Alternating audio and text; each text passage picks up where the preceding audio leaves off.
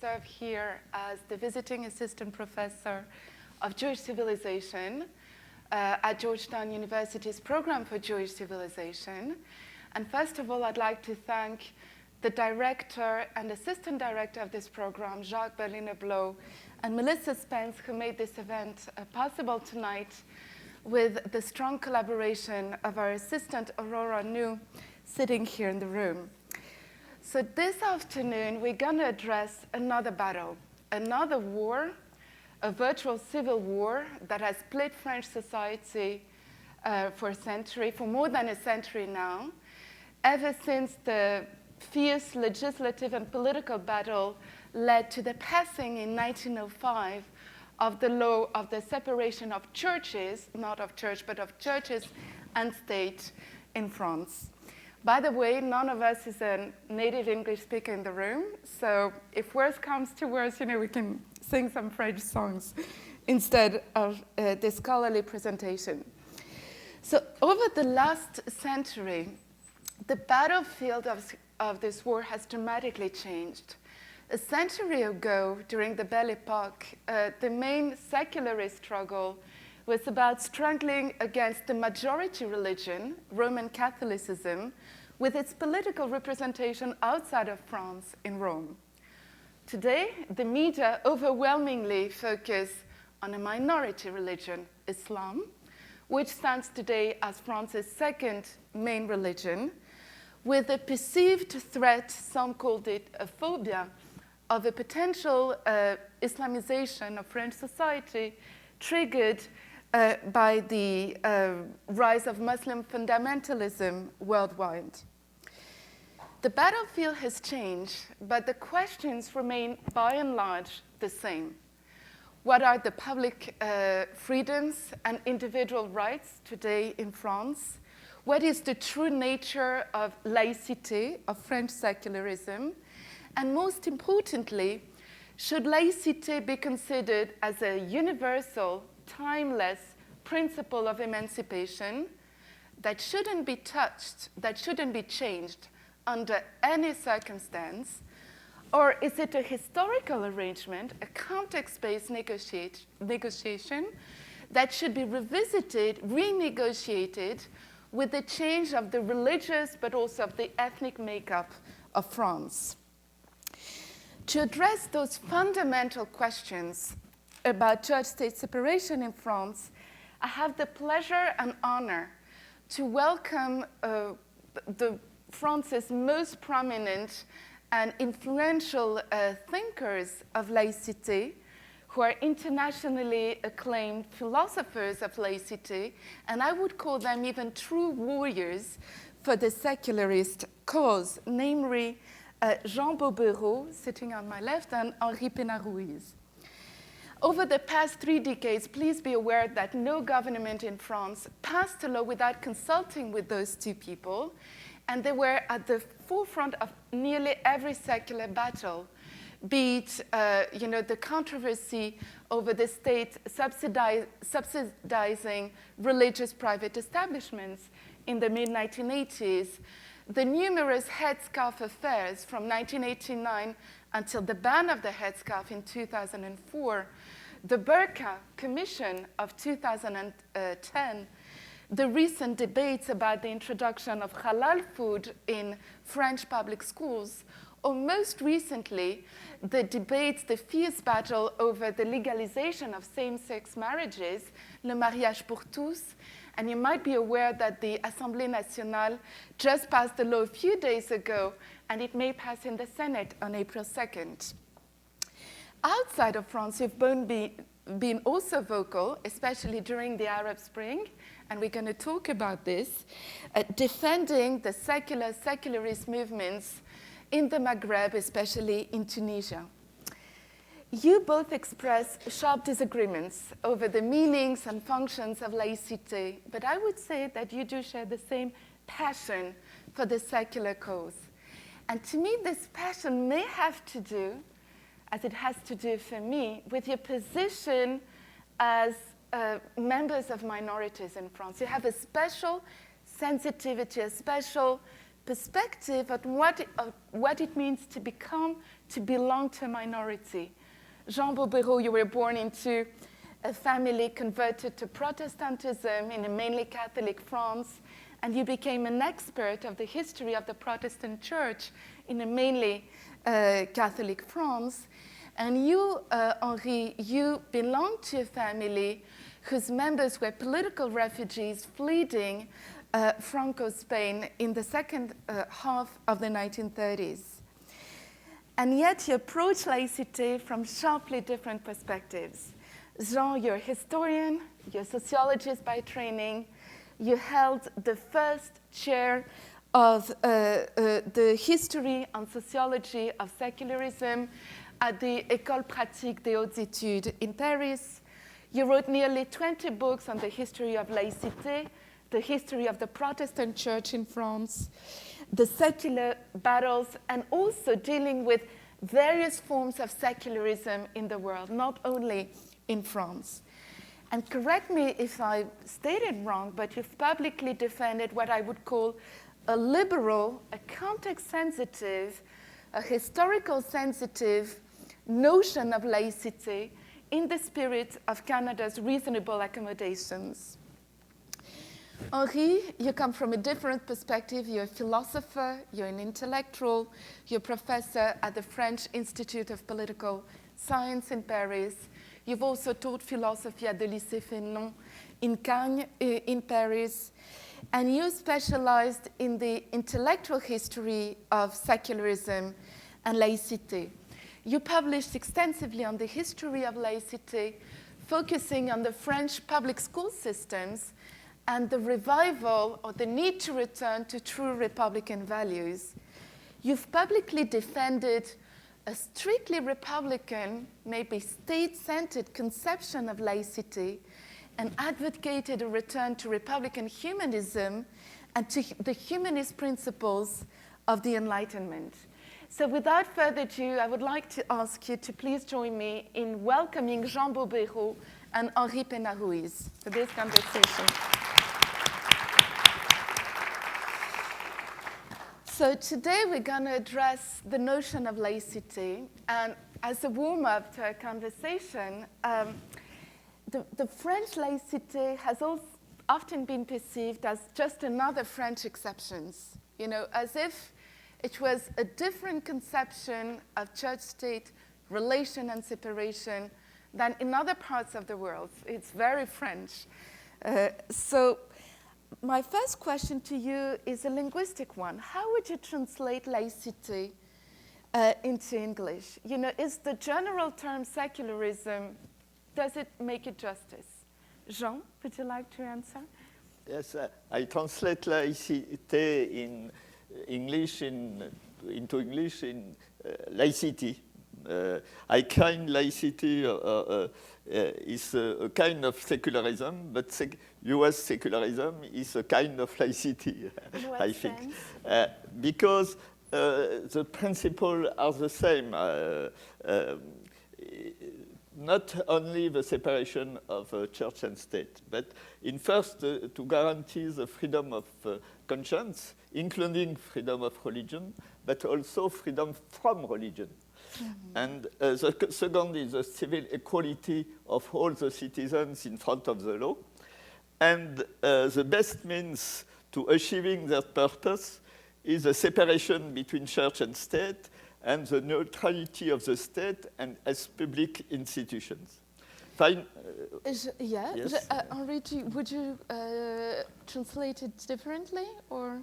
No, I agree quite with all what Jean said.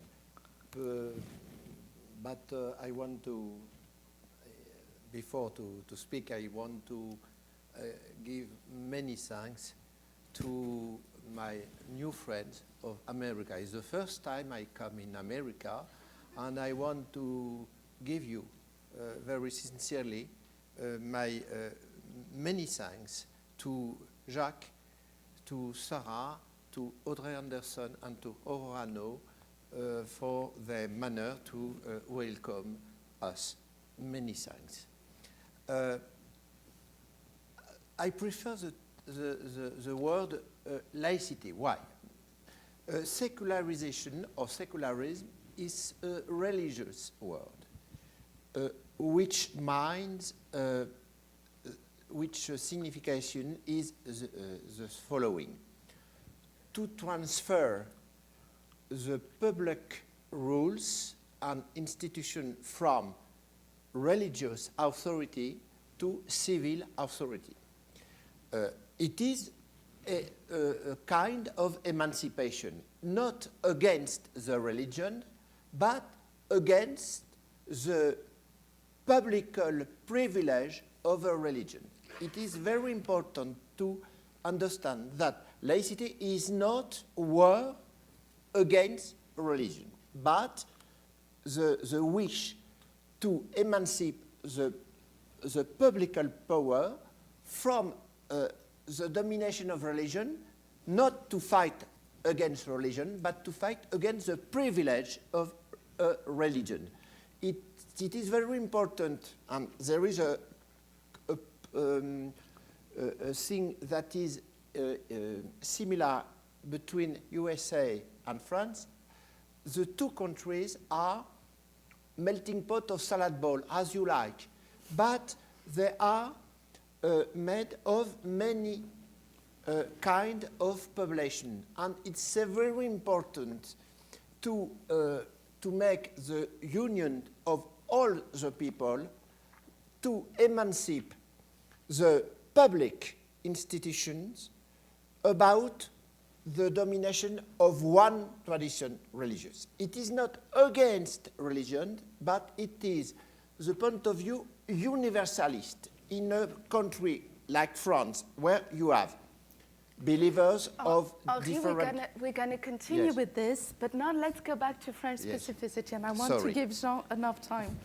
So one of France's specificity, it's one of the most secular countries in the world at the moment. Since World War II, what we've witnessed is a steady decrease, I would say a crash, of Catholic faith and religious practice in France. If you look back in 1966, nearly 8% of the French population defined themselves as Catholics. Today, only 51%, and 5%, can you believe it, regularly attend the Sunday service. And if you go to a church, you'll see mostly elderly people. Simultaneously, atheism has been on the rise. 35% of the general population and 64% of the 18-24-year-olds define themselves as completely without religion. So given this overwhelming proportion of secular and atheists in France, what is really, why should we bother about laicity? Is it really a problem? Is it really a struggle? No. When laicity was established in France at the turn of the 20th century, it's several decades before the decrease of Catholic faith. And the decrease of secular Catholic faith is connected with a secularization process. Mm-hmm. And it's linked with social, cultural dynamic, and not with political regulation. For instance, before Vatican II, the Catholic monks, nuns, and the priests were wearing specific clothes in public places. And after Vatican II, they stopped wearing those clothes in the 60s and 70s. But it was their own decisions, and laicity has nothing to do with it. It wasn't a requirement of laicity. But now it's a paradox, not only in French, but in many European countries. A high level of secularization in most European countries. And on the other hand, the resurgence of religious authorities in public debates. Mm-hmm. Religious authorities can have freedom of expression in public debate, but they are not allowed to engage any violation of the right and freedom of others. And so laicity is a struggle against clericalism and not against religion. And clericalism, it's a permanent problems. And now in France, the debate about morals, religious authorities, in particular Catholic authorities, claim to defend a natural moral law that would also affect for people who have other beliefs and atheists. And laicity is a promotion of freedom for all. So you would say that today the relevant struggle is against the overwhelming influence of those religious establishments, not of religion per se. Yes. Henri? I think when we ask if Laicism, struggle for Laicism is relevant, it is necessary to record that the ideal of Laicité is not to fight. It is to make a public organization which allow all coexist with freedom of conscience, of course, with equality of rights, of course, because if you give more rights to religion than to atheists, you are doing discrimination. It's the same for Soviet Union. When Soviet Union gave more rights to atheists than for religion, is the two cases in which it is not a good thing because you give privilege. But I think that the struggle for Laicism is a struggle for value, universal, freedom of conscience, equality of rights, and the devolution of the public power to common interest. Religion is not common interest, but care. I have looked for, I was very interested by the reform of Obama to make health for all Americans. That's what is universal. I think the state has not to give money to religion because he has to give money to what is common to the believer, to the atheist, to the agnostic. And it's the reason why, and I agree with Jean, is the reason why there is a struggle, laicist. Laicity is a struggle against the paradox that Jean said, that there is a process of secularization of the society, and Catholic Church in France want to have privilege. They privilege because they have public money for a religious school. I fight against that system, not against the Catholicism, but against the devolution of public money to what is particular and not universal. So let's go on a little bit and investigate the issue further. Let's transition to Islam. So Islam today stands as France's second largest religion and has been on the rise, both in number, but most importantly, in the level and visibility of its religious practices. Since the 1960s, the number of self-identified observant Muslims in France has doubled to 2 million, representing a minority of 3.2% of the general population, although the demographer in the room, Mariella Case, may say that those numbers are always problematic. And the nearly 800,000 strict followers of Islam represent, by and large, a third of the Muslim immigrant population and the descendants. And yet, if you look closer at the numbers, you see that this resurgence of Islam is a phenomenon not of elderly people, not of the first immigrants, but of the second or third generation, a phenomenon of young people. And this is clearly showed by a survey. It's a collection of polls that was gathered by a controversial sociologist in France, Hugues Lagrange, that will be published, or it was published maybe a few weeks ago it will be published, that really shows that young people overwhelmingly now eat halal, 90% of them, and are not afraid, as their parents or grandparents were, to assert a new halal lifestyle. 90% of them observe to varying degrees the Ramadan, and 30%, and not 5%, as for the Catholics, 30% of those young French Muslims attend the Friday services. To me, this phenomenon is not a return to the religious practices of the bled, of the villages and the towns of where their parents and grandparents came from. Rather, I see that as a sign of integration into French society. To me, they feel sufficiently French, sufficiently secure in their own identities as French, although it's not always easy, to assert their own distinctive Muslim identities and religion. So what are your reactions to this? Henri? Well, I surely intend to answer making an analogy.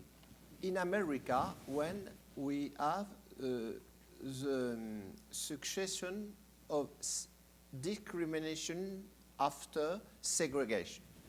The segregation was juridical discrimination. The discrimination was societal discrimination. I read from Du Bois' Dark Water, very interesting, when a person who is black said that he is suffering of discrimination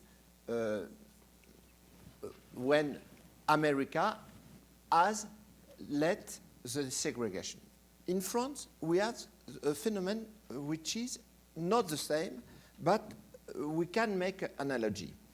The population whose origin is Maghreb is suffering discrimination socio-economics.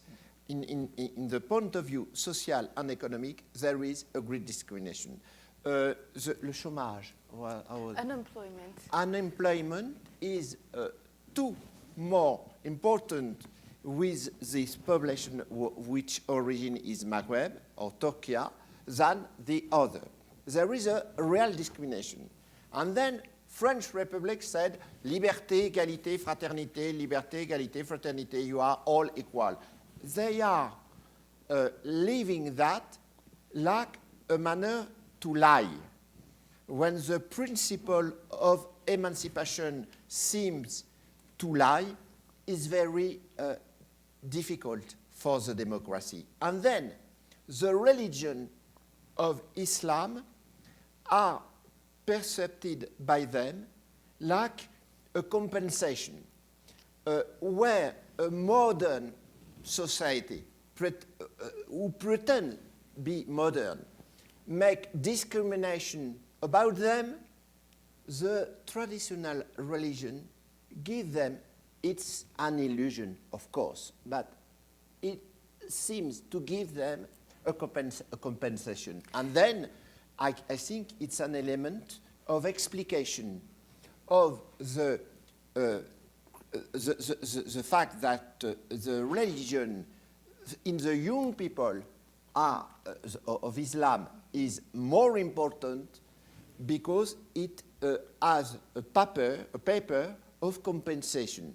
It is not a manner, sorry, it's not a manner to say that it is good, because I think we have to fight against two kinds of alienation. Alienation political and juridical by laicity, alienation socio-economic by social justice. Jean, what is your explanation of this resurgence of Islam? I agree with Henri Pena-Ruiz. Stop agreeing all the yes, time.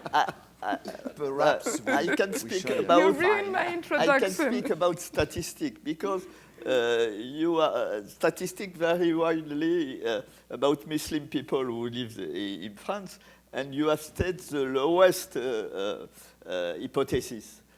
Catherine de Vanden, who is a social researcher, is about 4 million of Muslims. But the practicants are the same, about the same. And yes, you are right, visibility of Muslim practice is higher among young people. But it's the same observation was given in 1989 at the first headscarf affair. Mm-hmm. And it's not the same young people because it's 20 years ago. I think in the construction of self-identity, of self-assertion, religion gives an identity often for discriminated people. And so I agree with Henri Pena-Ruiz on this subject. Yeah. Apropos identities, so the question I have, when reading your text is, in the era of globalization, of multiculturalism, of this increasingly, transient world, is laïcité ultimately about the separation of church and state? Or is it an attempt to hold together a society that has been torn apart by the resurgence of cultural and identity particularisms? So in other words, is laïcité really about religions? Or the bullet should go to another direction? Should we look at identities?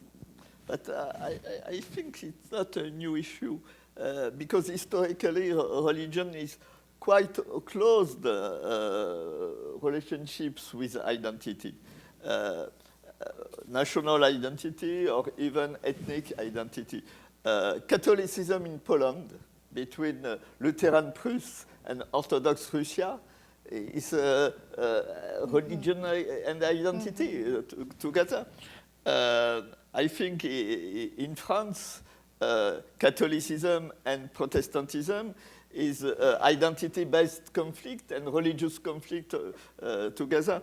And also, currently in North Ireland, Catholicism and Protestantism is religious and identity.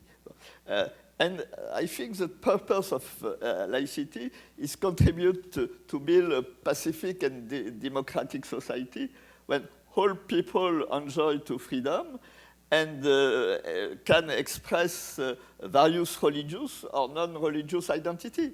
But it makes a personal choice, and which is not imposed by any groups, and is a fundamental question for laicity. Not to fight against identity, but to permit a personal choice of identity. I think Vietnamese people, Vietnamese are passionate with Celtic culture, and Vietnamese became a Celtic identity. It is his choice. Identity doesn't determine by ethnicity. The deconnection between identity and ethnicity is fundamental for laicity. Henri, what is your take on this? Sarah, if you permit me, if you allow me, I want to make a little philosophy. What is identity for a man? I think that like Ricoeur, Paul Ricoeur, a great thinker in France, and like Jean-Paul Sartre, other great thinker, they are the two both, they agree in that point. For a woman or a man, a human being, the identity is a process. It's never stopped. My name is Henri Pena-Ruiz, but I don't know what is my identity. Until the last day of my life, I can define myself with other manner than in the past. My identity is a narrative one. My identity is open. And it's very important to insist in the dimension open of the identity, because it is the synonym of ontological freedom. What is ontological freedom? It is that I choose my being. I choose what kind of being I want to be. And it's very important in the philosophy of laicity to record that we have not a predefined identity. And what the relation with laicity is that when a religion pretends to stop the definition of identity of a human being, it's against ontological freedom. It's very important against the religious responsibles who want said to me, you are that and not that. It's important that I answer them, no, I am what I want to be. And it's very important to say that. I agree with you, but some people would say that the secular vision of France at the moment is oppressive of certain identities. So we have to be very careful when talking about identities, about choosing your identity in a way that the state has an oppressive influence of on certain identity. We'll discuss this later when talking about the hijab issue. Let me continue. You don't. Other surveys. I want to answer that. Later. Later. I have a question. Other surveys, and we'll go back to religion. Let's leave the identities for a moment. Other surveys show the development of a significant minority, that of the Salafists, who are at the front page of the media coverage at the moment, who now number in the tens of thousands of people. And again, all those numbers are very complicated, according to a survey by French sociologist Samir Amgar. The French Salafists advocate a sharp Islamist rupture with European values and culture. In their view, European societies have corrupted European Muslims in their bodies and souls. They long for return to rigorous interpretations of Islam, especially, and in France it's highly important, in the realm of gender relations and sexual conduct. And in addition to this, those views have often been commingled, as even the French sociologist Gilles Kepel showed, with open expressions of anti-Semitism and anti-Zionism, sometimes violently so, as we've seen in the Mohamed Merah affair a few months ago. So do you see this phenomenon as marginal, as a sort of transitional phenomenon, that will fade away with the steady integration of Muslims in France? In the same way that Sartre says that anti-Semitism would fade away with the end of socioeconomic inequalities? Or do you think that it will impact, and increasingly so impact, the moderate Muslim core in France? Jean? I am not at all a specialist of Salafism, but I think there is two dances in the Salafism. Radical pietist was a majority of Salafists, and jihadist was minority, but very dangerous minority. Radical pietists want to return to Mahomet's generous way of life, which is impossible, and it's impasse, comment on dit? Deadlock. Deadlock, yes. But radical pietists don't exist in Islam only. In several religions, there are some groups with the same trends, and freedom of conscience allow it. But their action can be controlled by social workers, and sometimes the police to ensure that the radicals don't use any form of violence against women or children and respect public order. But about Muslim pietists, distinction should be made between anti-Semitism. It's punished by the law in France, and anti-Sionism, it's a radical political option. It's not punished by the law if it must express it without violence.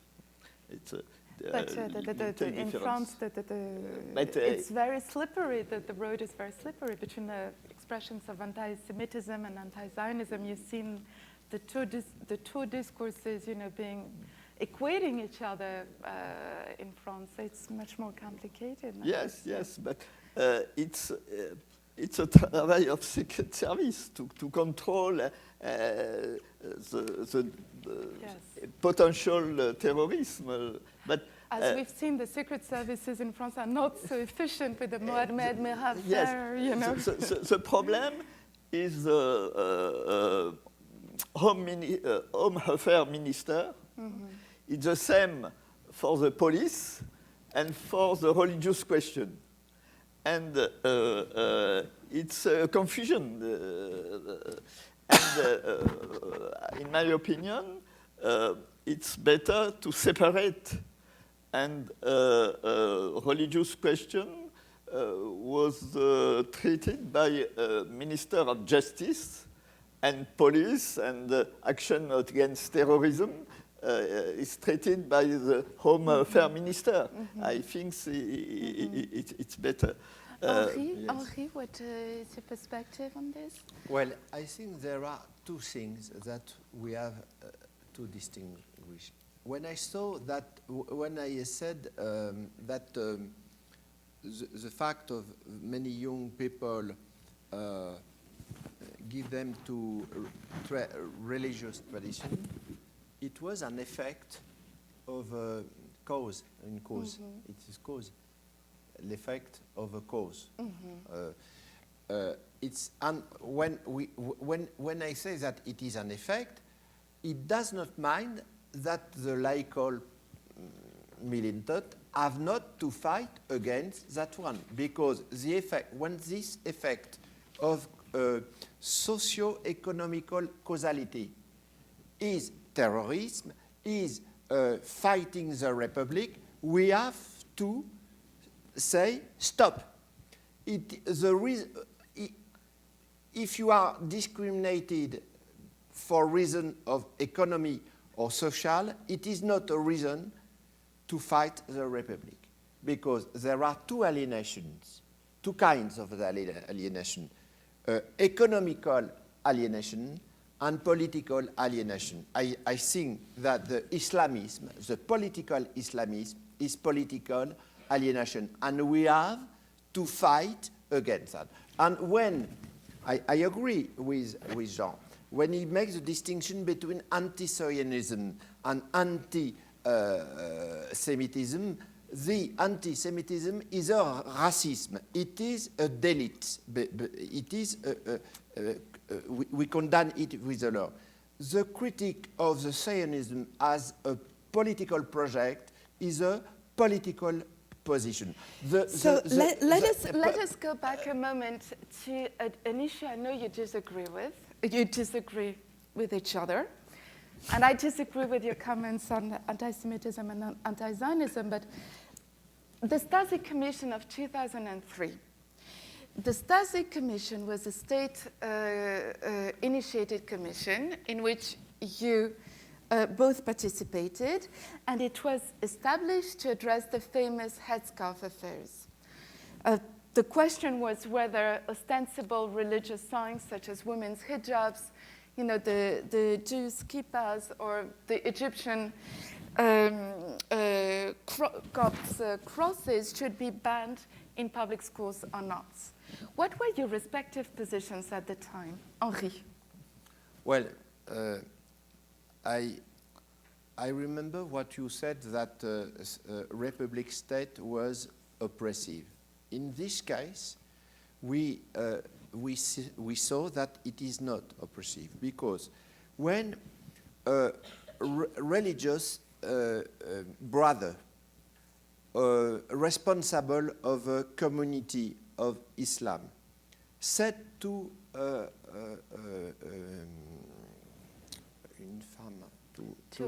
to a young woman, you have to put the veil. If the woman choose others, make other choice, because of his ontological freedom, she wants to manifest with her his statute of a free woman. Like the man, she has to resist. And then what freedom we have in the state to protect? The freedom of the Muslim brother or political chief of religion to impose to the young woman his law, or the freedom of the young women to say, I don't want put this thing in my hair. I want to demonstrate my hair. I want to exist like a free woman. And the state of republic has not to oppress, but the state has the duty to make possible the freedom, the ontological and ethical freedom of the woman and the perfect equality of the sex. It's and I think perhaps it was not the same from Jean. In the Commission Stasi, I agree with the idea to say in the school the ostensible manifestation of religion are not permitted. Not to fight against religion, but to say that in a school it is not the moment for young people to manifest a religion or other thing. It is the moment to learn the use of the freedom. And I think that... Henri, excuse me, sorry. I just want... Yes. Jean was one of the dissidents of the Stasi Commission. Could you disagreed with the majority of the commission, I think, and you advocated for, for letting the young girls veil themselves in public schools? I gave two proposals at the Stasi Commission. I proposed to turn the 1989 recommendation of the Council of State into a law. I determined, this recommendation determines that in general, wearing religious sign in the secular schools is not incompatible with laicity, except if it was ostentatious. But that means when this sign become a means of proselytism, a cause of disruption and pressure of other pupils, the ostentatious characteristic is linked with a pupil behavior, not the sign itself, but a pupil's behavior. I think it's a pedagogic situation. But this first proposition, I know in advance that this proposal has no chance to be adopted by the Stasi Commission. And my second proposal is to ban the religious dress, but not to ban the religious signs. It's a subtle distinction, but the distinction is a compromise with the concerned party in conflict. In fact, the headscarves would be prohibited, but not the bandana. A bandana that girls can wearing for several reasons, like fashions. And a bandana covers head, ears, but not the neck. And it could be religious or non-religious. And in my opinion, this proposal was a compromise. But my proposal wasn't submit to a vote, so I abstained to a vote on banning religious signs in state schools. At first, there are 3 abstentions, but finally I was alone. But this headscarf affair really reveals an excruciating dilemma of modern democracies with regards to women's rights and freedoms in general. Because what we've seen in that case is that when you do ban the headscarf from public schools, only public schools, you create both liberation and oppression. You create frustration on both sides. Because young girls who do not wish to wear the hijab, you free them from family, from peer pressure, but at the same time, you do restrict the religious expression, the religious freedom of genuinely pious young Muslim girls. So on both sides, you create frustration. So how do you solve this dilemma? Is there a way to solve it, Henri? I understand why you formulate this question. I'll try to answer with that difference. We are not speaking about adults. We are speaking about young person.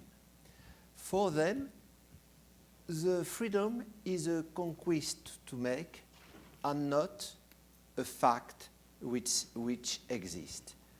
I don't think that a young person of 40 years, for example,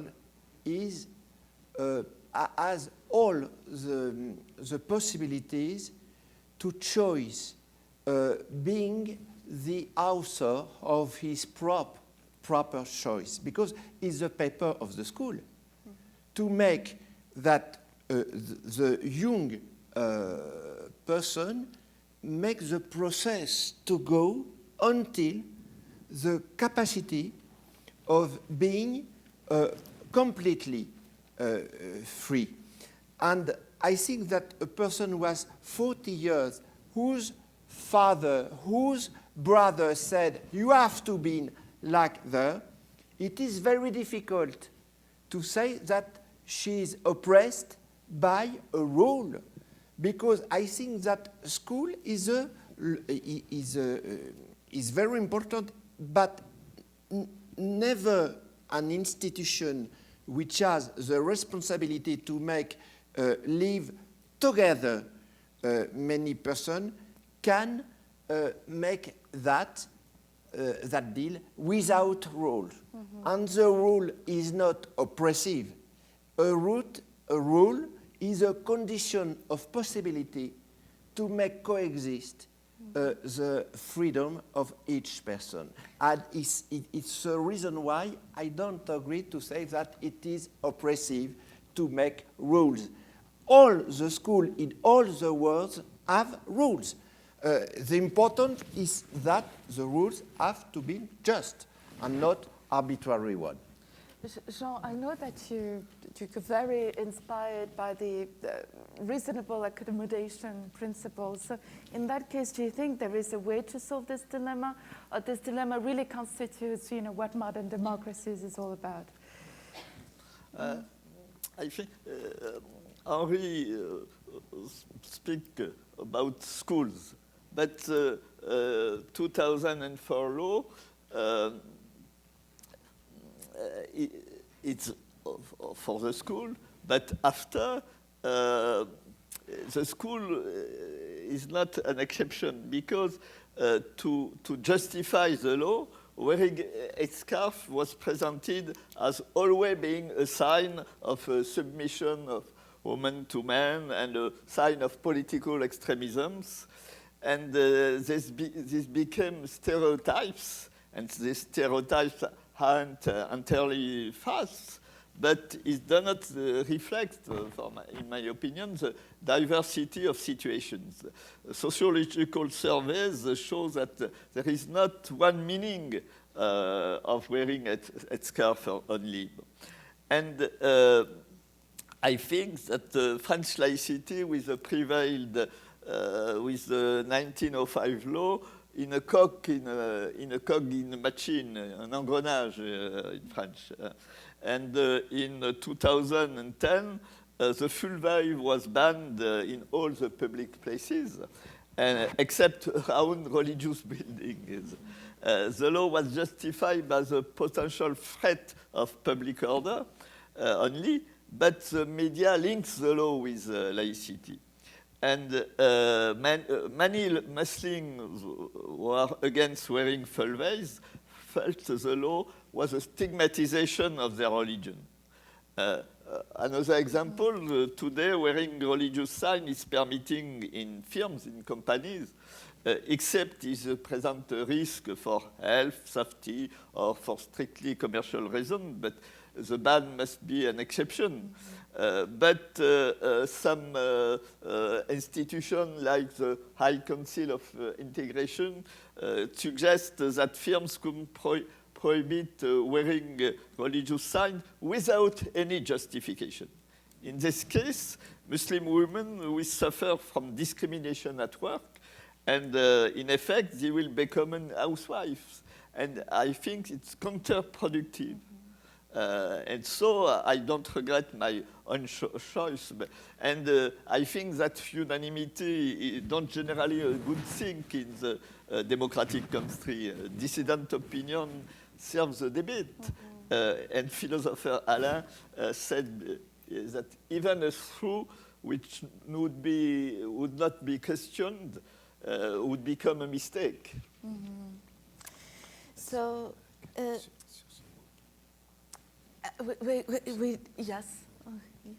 No, for the first time I disagree with my friend Jean. Because I think that it is not why a person said that it is discrimination, that it is really. Because I have a polemic with Tarek Ramadan, which is a representative of Muslim brothers in France. And he said, the French Republic have to adapt to Islam. I answer, no. The Islam has to adapt to French Republic.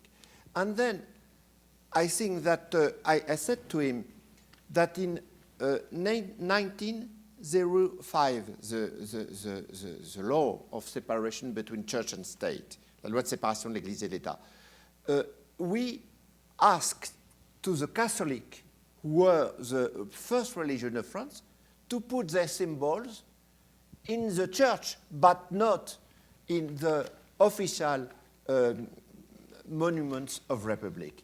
And it's the same now. We have to say that the schools, that when a person is bringing the scholars to an educative journey, this person has to respect neutrality in this clause.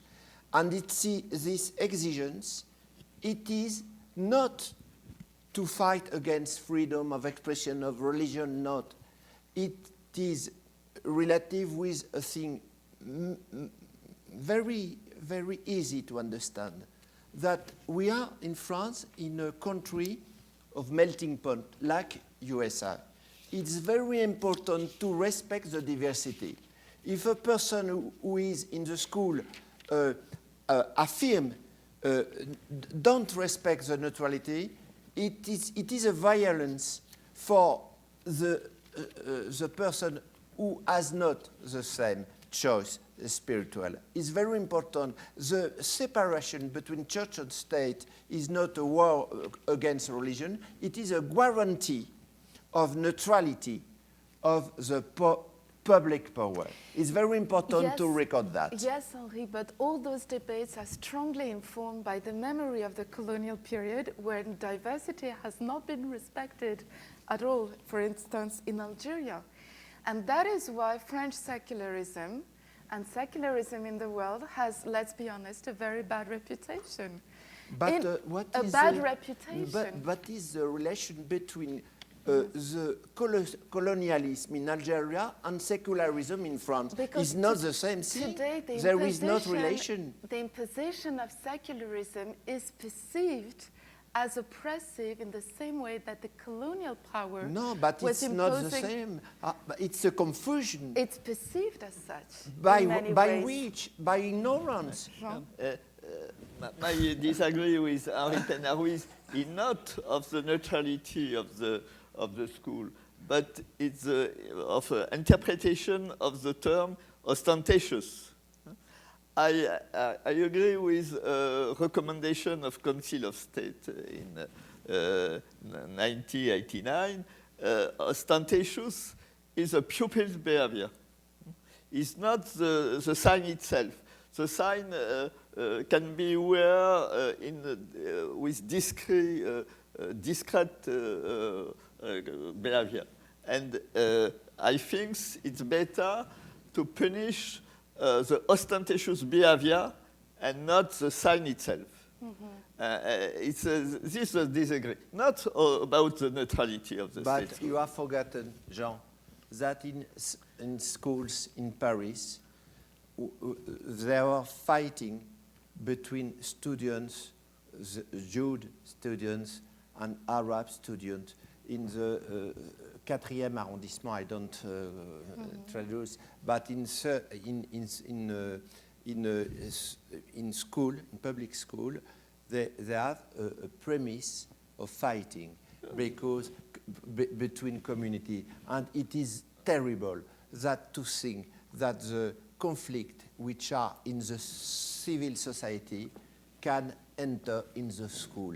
The paper of the Republic is to make the possible to that the person who are in the school are not with identity stopped, a Jude, an Arab, and say no.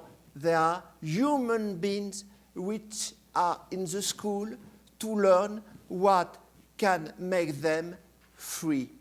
It is the philosophy of laical emancipation. Let's go back. Let's step a little bit outside of France. Secularism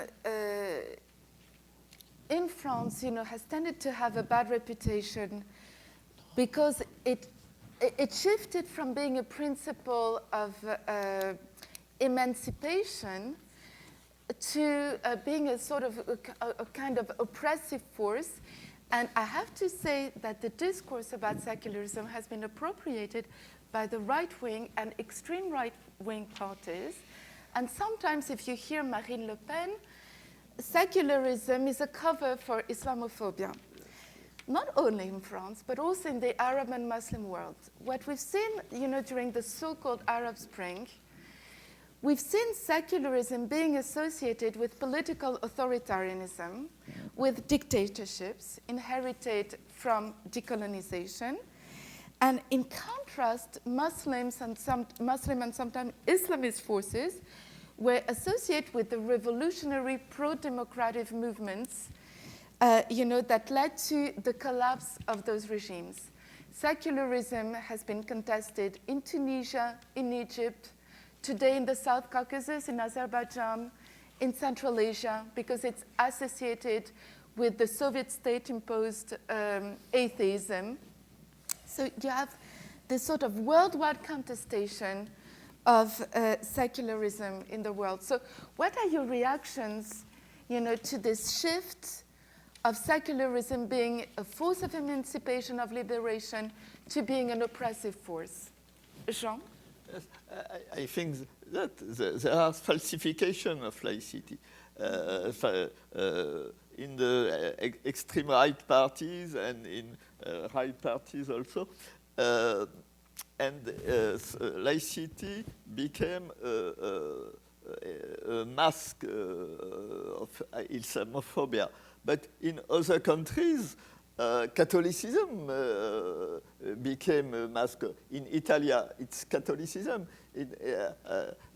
Islamophobia can have several masks. And I think there is a great confusion between news and social realities. Because news is only visible and conflict part of the reality, but it's a tip of the iceberg. And most parts of realities are peaceful, non-violent, and indivisible reality. Every week in France, several million persons practice quietly their own religions or refrain from any religions. It's in complete freedom, and police control that and guarantee the respect of the religious practice. And in general, it's not the case in not secular states. Many countries which critique secular states have been regular, deadly political religious conflicts. And in Arab Spring, main actors have civil claim. And Islamist parties become in power because they represented economic, political, and social needs and aspiration of the poor and even in the middle class. And they were also believed to be honest and incorruptible. But now they cannot solve any economic and social issues. They have no precise agenda. They no resolve difficulties and no create democratic situation. And they introduce a lot of debate about is a woman equal of complementary to a man or on the application of the Sharia, and they cause disagreement, disappointment of a number of voters, and perhaps the failure of the experience of nationalist dictatorship, and now the failure of Islamist government as a step toward a more democratic and more secular state, I hope. But so you think it's a transition? The first time there in USA, I don't have the same feeling. Perhaps who's make the amalgam? It's a word in English, amalgam. The unjustified amalgam between laicity and stigmatization of a human group. But you cannot say that laicity suffering this amalgam is bad. It's the same thing if, for example, the person make amalgam between USA and imperialism. I'm talking about perceptions. But, sorry. When I make politics and I speak of the people American, I don't make amalgam between imperialism in Vietnam, for example, for referring at an event very important. You cannot make an amalgam. It is true that Marine Le Pen, which is a right racist, the more extreme, is trying to utilize laicity, fighting against the same person, the Arab, not the Muslim, because they are confounding. They are making the confusion between an ethnic and a religion. Not all Arabs are religious. And it's an amalgam which is not good, because laicity is against all kind of discrimination. Marine Le Pen is not like, she's against the contraception, she is against the mariage pour tous, she is against all the emancipations of the woman about patriarchal prejudice. And I think it is not a good thing to make, sorry, I am a little passionate, but it is not good to make an amalgam. You cannot make amalgam between Christianism and the Inquisition. We can say also that Christianism is the first responsibility in anti-Semitism. When during millennia, the person were praying, saying, pray for Oremus perfidis Judaeis, pray for perfid Jude, the responsibility of Catholic Church was very important in anti-Semitism. But you cannot make the amalgam between the religion of Christianism and the institution of church. We cannot, it's very important to say, because in France now, when we are defending laicity, some person said, Marine Le Pen utilise the word, yes, she utilizes the word of laicity. Tarek Ramadan utilizes the word of democracy, but he is against democracy. And the in Tunis, Ennahda, which is not moderated Islam, but Islamism, political Islamism. Ennahda have killed Chokri Belaid, which was the hero of laical emancipation. We cannot say that the people of Tunis is against laicity. The unique thing that we said, that there are persons who are trying to make the amalgam between laicity and stigmatization. I am a philosopher of laicity, but if I see 1 second that laicity is stigmatization, I shall fight laicity. It's an ideal of emancipation, universal emancipation of all human beings, and not stigmatization. This is the true battlefield for laïcité. Maybe today would be in Egypt and Tunisia.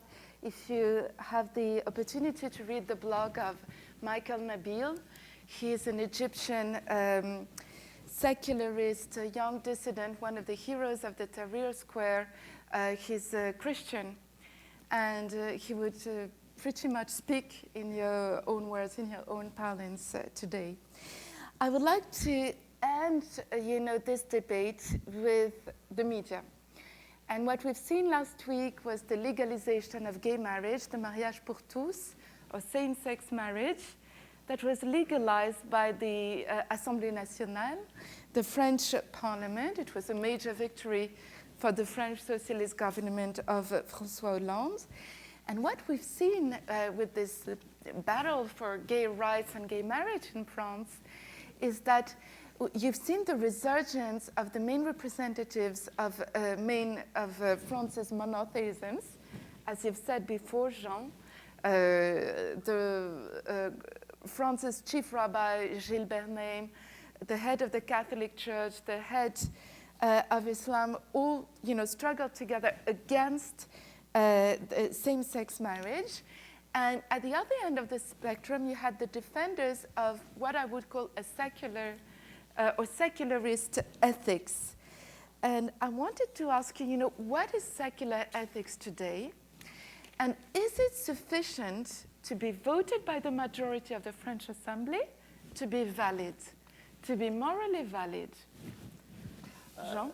In my opinion, laicity must impose freedom for all, over all particular conception and beliefs, and ethics belief, and religious belief also. I fight in the same way for the right to free choice of wearing a headscarf and the freedom to get married for the same-sex couples. And I think secular state separates civil law and religious and moral norms. And religious authorities, it's free to propose all strict moral norms to their members. But the secular state guarantees that each human is free to accept or to refuse these norms. And secular states don't accept the idea of a natural moral law given by religious authorities that would affect for people of any conviction. Not everything is possible, is allowed. I think I agree with you. But it's a responsibility of a political society to fix limits between that it's permissible and what it's prohibited. And don't mean that enough to be decided upon the political majority to be valid. But today in France, the option of a constitutional appeal is possible for all law. And constitutional fix the stable principle of the republic. And I think the law will be voted, and the opponent of the law appeal to the constitutional council, and the constitutional council will decide if it's conform to the principle of the constitution or not. What do you think it will decide, Henri? Well, Sarah, it's a ultimate answer, and thank you for that question. That were very good, because reading your questions, I think that it is a panorama of quite the great question of Laicite. Very many things. I shall try to answer the two aspects. What is secular ethics, or what is a laical ethics? I think that laical ethics is limited by the fact that Thomas Jefferson, after John Locke or Spinoza, said that a state has not to impose the conception of what is a good life, because it is a freedom of the private sphere of each citizen. In that case, the state cannot say it is better to have to marry in heterosexual to make children. It is a choice which is perfectly respectable, but it is a choice with other choice. When two persons of the same sex love each other and want to live together with an act, official act, we like marriage, recognize, it's their choice. When they respect the common law, for example, you have not to make a violation, hetero-homosexual is the same, you have not to make a violation, sexual violation is not an action permitted. But when the person respects the common law, they are to be absolutely free to define the proper manner to be happy. I think it's the state, to respect freedom, has not to say that's a good manner to be happy. And that the ethical commune, the secular, if I adopt your word, my word is laical, but I adopt the word by courtesy. The secular ethics is universality. It is very evident that universality cannot say that marriage of biblical recommendation is universal. Now we have to recognize that biblical marriage is perfectly respectable, but it's not the only one. It's to recognize the diversity of being happy. And the fact of, in France, a majority in Assemblée Nationale vote that, is not an objection. If it is not why a majority vote that, I think that it is just, and I am very happy that the majority of députés français have voted. But I think that in what is marvelous in history is the moment when particular men in particular situation can touch the universal. For example, when Thomas Jefferson, in his letter to Danbury Baptist, said, I am reading, the legitimate powers of government reach actions only, not opinions. What Thomas Jefferson is saying is universal, but he says that in a particular situation. We are seeing the manner in which the universal principle can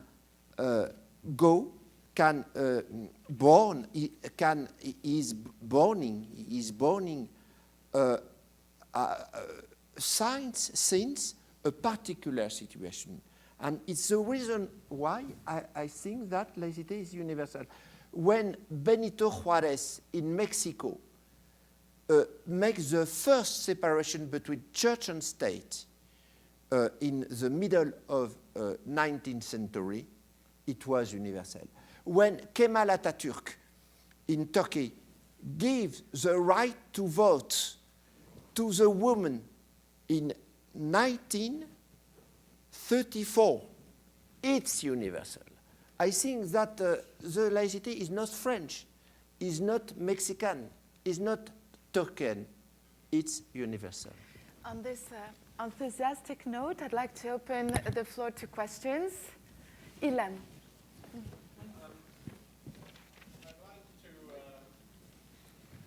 Thank you.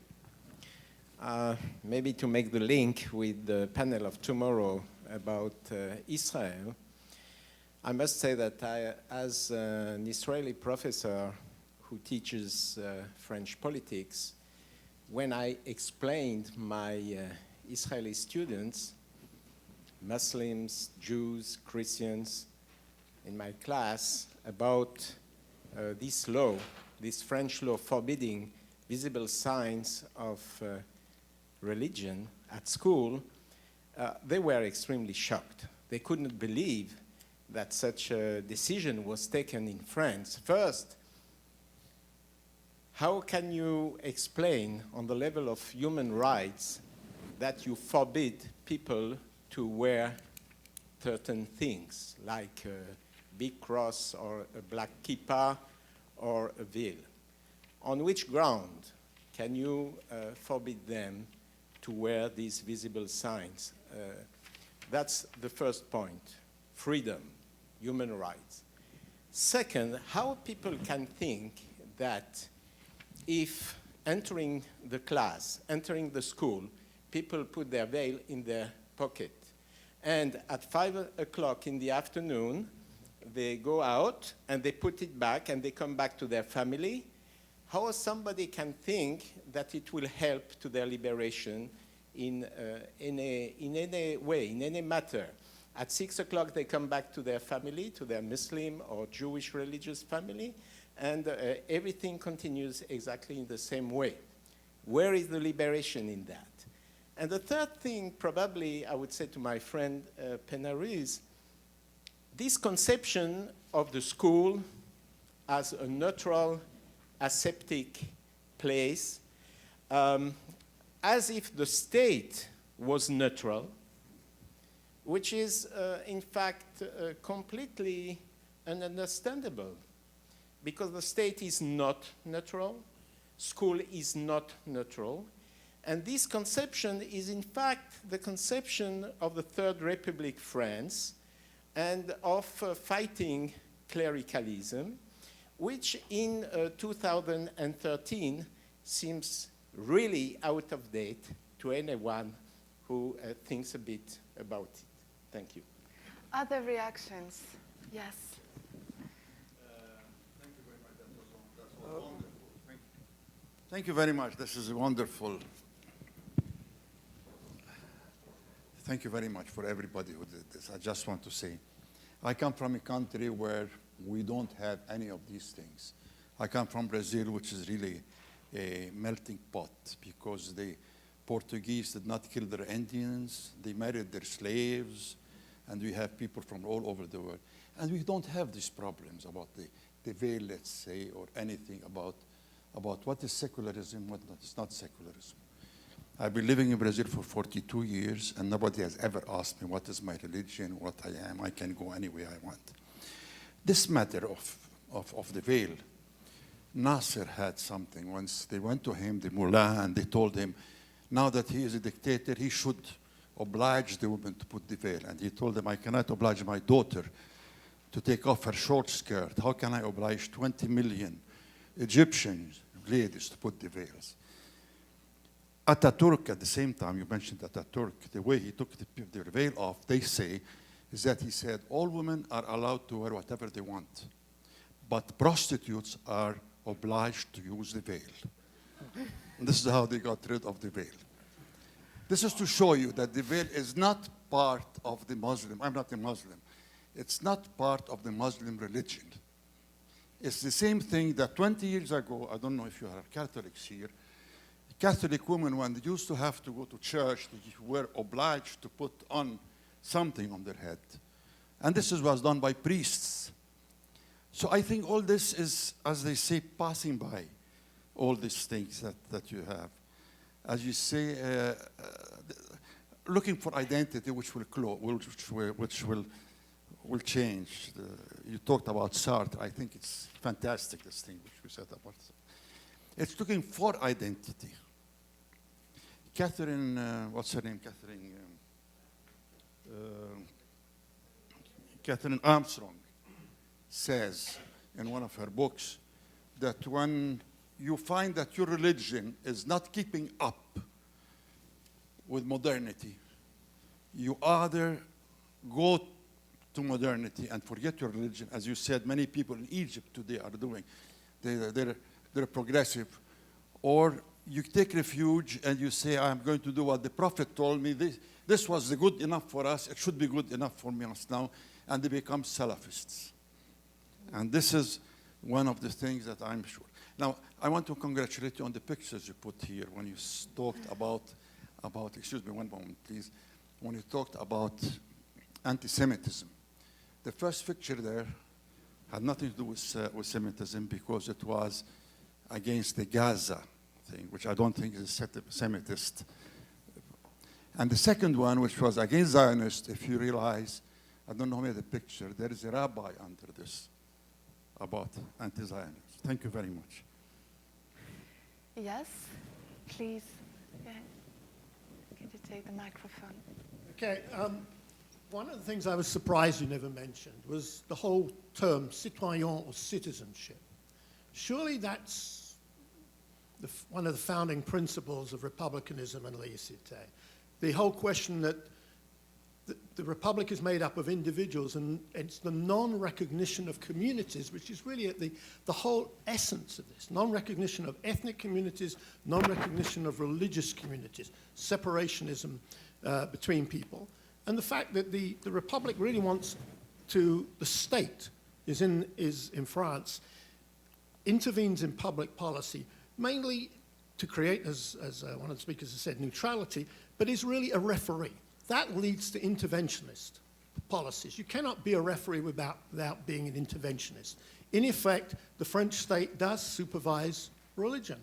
The President of the Republic has a veto over the Archbishop of Paris. There's a consistoire in France, which is administered by the state for the Jews. They've set up a similar thing for the Muslims. So the state is an interventionist. And this is why I would argue against the chair lady. The French laïcité is very different to other forms of secularism. It's not the secularism of some of these other countries. It is an interventionist secularism. However, I would like to question about human rights and the 21st century relevance from our Israeli professor, and that is for a state to run 4 state systems, separate state systems of education on the basis of religion is hardly good for any country. So the idea, at least of the French Republic, of having a universalism, and it relates obviously to the purposes of public education, which comes out of a Republican tradition of the emancipation, that the nation states used education for the integration of their populations. And it's an integrationist purpose and individuality which lies at the heart of these issues. And it strikes me that many of the issues you've been talking about, which are about social integration and things like that, are not really about secularism or laicite as such. They're manifestations of problems in society. What we haven't spoken about is the public policies in health and many other pieces, which are the application of laïcité to some of these policies rather than the diagnosis of the problems of a globalized, fragmented world. Thank you. Would you like to respond, Jean and Henri, to some of the questions? For the first question, it's my position, and I think the neutrality is among the pupil behavior, and schools must guarantee liberty for all pupils and prevent any proselytism or disruption and so on, but not to wear discrete religious signs. I think wearing a headscarf is also religious, both religious and non-religious signs. It's it can be a sign of self-identity, of strategy, of anti-assimilationist integration, and other cases are possible. For the third question, when the 1905 law said that no religion is recognized, it's a technical term, and it's the hand of a system of 4 recognized religions, which are subsidized by public funds, and it don't say that state ignores the religions.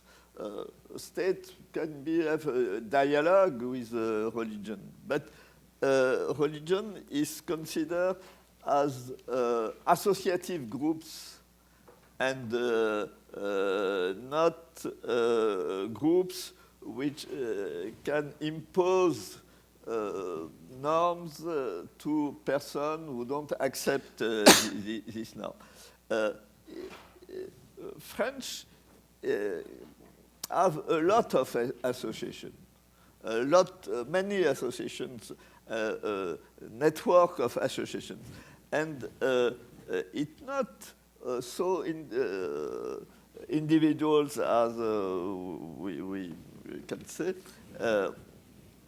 and I think people think that France is one and indivisible republic, but it's a Jacobin conception. And now in Constitution, France is indivisible republic. It's not a federal republic, but once was taken off, and diversity can linked with the indivisible republic. No, I think it's not really a problem. Henri? Well, I try to answer the 3 questions. My friend Ilan, thank you for asking for the sense of neutrality.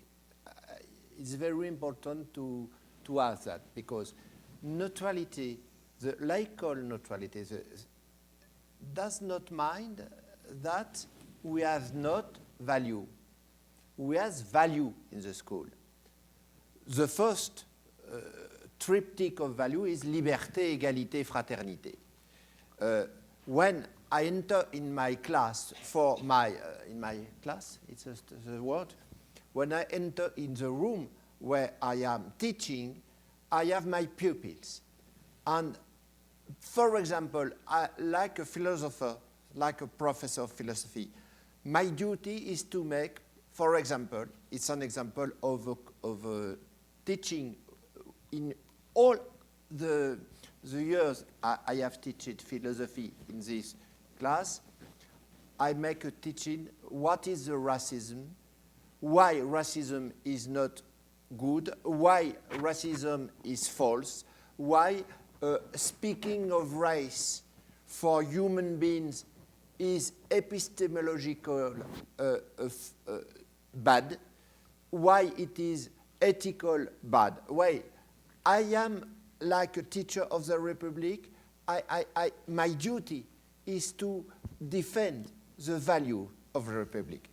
But then you say me, where is your neutrality? My neutrality is delimited. My pupil has not to know if I am believer or atheist. Why? Because I have pupils which a part of them are believer, a part of them are agnostic, a part of them are humanist atheist. And the paper of a professor is not to provide a particular conviction, but to give to the pupil universal principle. The neutrality is, the finality of neutrality is that one. I have not to make proselytism for religion or against religion, for atheism or against atheism. That's that. Neuter in Latin, the word neuter signifies ni one ni other, ni l'un ni l'autre. The second thing is that effectively it is not aseptic, because in our world we cannot have a teaching aseptic. We have to fight against racism, but not to fight with ideology, to fight with a reason. To say that to utilize the word of rights concerning human beings is completely false, ethical false.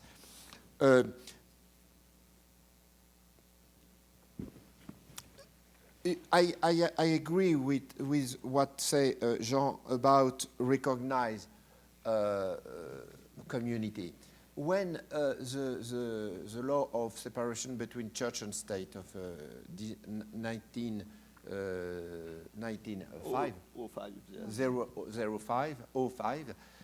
I think that it was a manner to say that the régime des cultes reconnus, the system of religion recognized with a public statute, with public privilege, with money of state, that it's ended.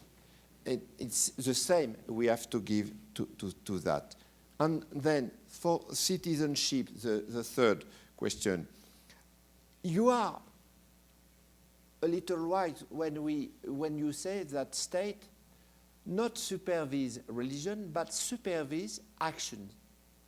Like Thomas Jefferson said exactly what it is necessary to say.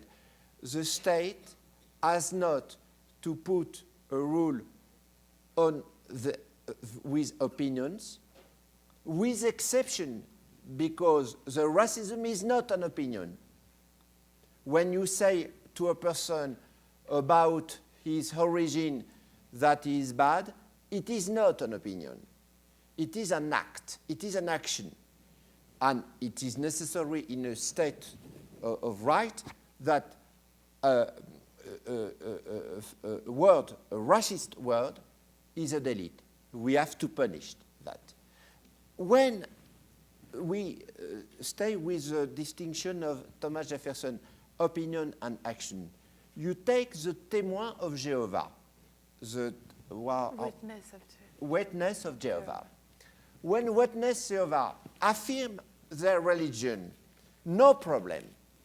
When they forbidden the transfusion of blood to their son because referring to Levitic, to the Levitic, they said we have not to mélanger, we have not to mix the blood.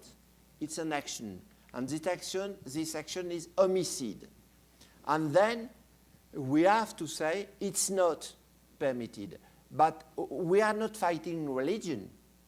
We are fighting an action which pretend to be religion to get the tolerance, but it is not religion. If you send your son to death, it is not religion. And then I think it's very important that in integration of population of many origins, we have to record that secularism or laicity, as you want, are rights, but they are also duty. We have not rights if we have not duty. It's very important to record that. On this note, unfortunately, we have to end the debate, but tomorrow we'll have a session on France, and you have the occasion to hear not only Jean Bauberot and Henri Pena-Ruiz, but also Régine Azria here in the room. And I do encourage you to join us tomorrow morning for a session on US secularism, and then a session on Israel and France, and on Friday morning on religion and women's freedoms and rights. So thank you very much. Yeah.